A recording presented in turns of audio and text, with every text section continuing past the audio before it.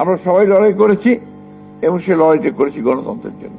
আজকে যখন সংস্কারের কথা বলা হয় জোরে সোরে, সংস্কারের কথা আমরা কত সালে শুরু করেছিলাম, যেটা কাজটা সাইফুল ভাই আছেন এখানে, তিনি মনে করতে পারছি সম্ভবত 22-23 আমরা শুরু করেছিলাম এবং আমরা এগুলো দিনের পর দিন আলাপ আলোচনা করে বিভিন্ন আপনার যারা এই বিষয়ে বিশেষজ্ঞ আছেন তাদের সঙ্গে কথা বলে, অন্যান্য দলগুলোর সঙ্গে কথা বলে, রাজনৈতিক ব্যক্তিত্বদের সঙ্গে কথা বলে আমরা কিন্তু জনাব তারেক রহমান সাহেবের নির্দেশে আমরা এগুলো আপনার তৈরি করেছিলাম।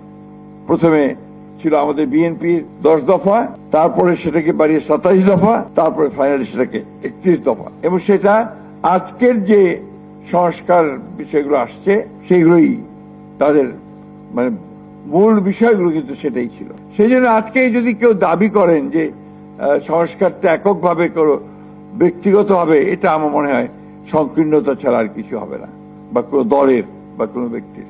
যখন দেখি যে আপনার একদিকে ফ্যাসিস্ট হাসিনার মানবতা বিরোধী অপরাধের জন্য রায় দেওয়া হচ্ছে কোর্টে, অন্যদিকে দেখি মব ভায়োলেন্স চলছে, এটা কিসের আলামত আমি জানি না। আমি তো মনে করি যে ওই রায়ের যে গুরুত্ব সেটাকে কমিয়ে দেওয়ার জন্য একটা বিশেষ মহল ভিন্ন খাতে বিশ্ব দৃষ্টিকে নেওয়ার জন্য এই কাজগুলো করে। বন্ধুগণ, এই বিষয়গুলো আমাদের খেয়াল রাখতে হবে। আমরা যারা গণতন্ত্রের জন্য সংগ্রাম করি, লড়াই করি, আমরা যারা প্রাণ দিয়েছে আমাদের ছেলেরা, আজকে কোন একটা মহল অত্যন্ত সচেতনতার সঙ্গে, অত্যন্ত ধূর্ততার সঙ্গে, চালাকির সঙ্গে সেটাকে ভিন্ন খাতে প্রভাবিত করার চেষ্টা করছে কিনা এটা আমাদের দেখা উচিত। এর মধ্যে বিরোধী সৃষ্টি করছে কিনা। আমি খুব পরিষ্কার করে বলতে চাই, বিএনপি কোন বিপ্লবী দল নয়। বিএনপি একটা লিবারাল ডেমোক্রেটিক পার্টি। আমরা গণতন্ত্রে বিশ্বাস করি এবং গণতন্ত্রের জন্যই আমরা সারা জীবন ধরে লড়াই করেছি এবং এই দেশের মানুষ, বাংলাদেশের মানুষও তার গণতান্ত্রিক অধিকার জন্যই শত শত বছর ধরে লড়াই করেছে। যেটা কিছুক্ষণ আগে ডক্টর মঈন খান বললেন, সেইটাই বাস্তবতা।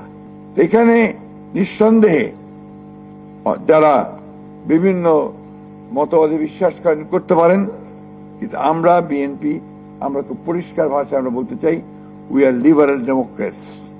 এতে যদি আমাদেরকে কেউ ভুল বোঝার কোন সুযোগ আমি দিতে চাই না। আমি বিপ্লবী নই, I M A liberal Democrat, এই কথাটা খুব পরিষ্কার করে বলতে চাই। এবং আমরা সকলকে নিয়ে, এই ভূখণ্ডে যারা বাস করে তাদের সকলকে নিয়ে, সকল ধর্ম, সকল বর্ণ, সকল মত, সবখানে একসাথে আমরা একটা রেইনবো স্টেট নির্মাণ করতে চাই। এটা আমাদের ঘোষিত নীতি। We are committed two reforms. আমরা কিন্তু রিফর্মে অর্থাৎ সংস্কারের জন্য আমরা কমিটেড। সুতরাং এইখানে আমাদেরকে ভিন্নভাবে যদি কেউ চিত্রিত করতে চায়, আমরা কিছুতেই সেটাকে মেনে নেব না।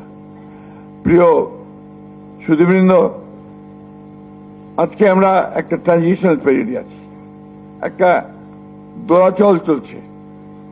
নির্বাচনের সময় ঘোষণা হয়েছে, এখনো শিডিউল হয়নি, হবে আশা করছি।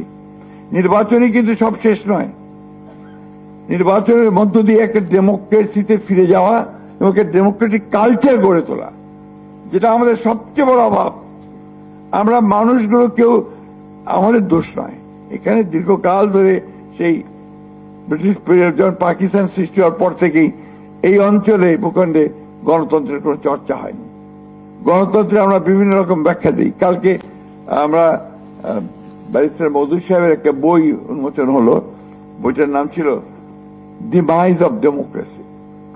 ওখানে নুরুল কবির সাহেব নিউজের খুব চমৎকার করে বলেছেন, বাংলাদেশে কি কখনো গণতন্ত্র ছিল, তার জন্ম হয়েছিল যে তার ডিমাইজ হবে? এবং তার প্রধান কথা যেটা, যে আপনাকে অন্যের মত সহ্য করতে হবে, টলারেন্স।